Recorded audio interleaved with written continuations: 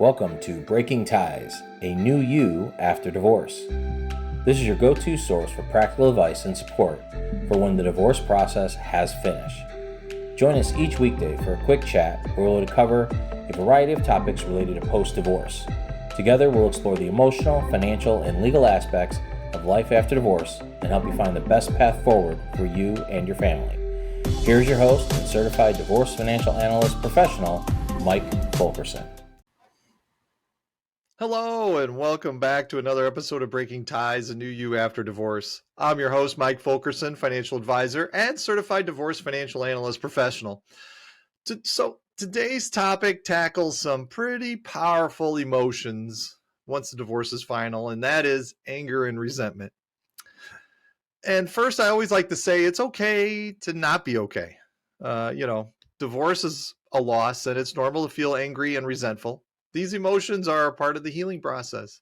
Suppressing them can actually hinder your ability to move forward. So let's take a look at some ways to acknowledge and process these feelings. Anger and resentment really often stem from hurt, betrayal, or a sense of injustice. We want to reflect on what's fueling these emotions, understanding the source, if you will. Was it broken promises, unmet expectations? Acknowledge the source and validate your feelings. Now, there are healthy ways to express your anger.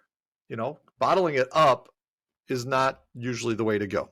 It can be very detrimental. Now, if we want to have some healthy ways to reduce our anger, then we can look at things like exercise. Physical activity is a great way to release pent-up emotions. Journaling, writing down your feelings really can be helpful. Creative expression, explore art, music, or any creative outlet to channel your anger. You could talk it out, confide in a trusted friend, therapist, or support group. And then limit contact. For now, reduce contact with your ex-partner if it still triggers negativity.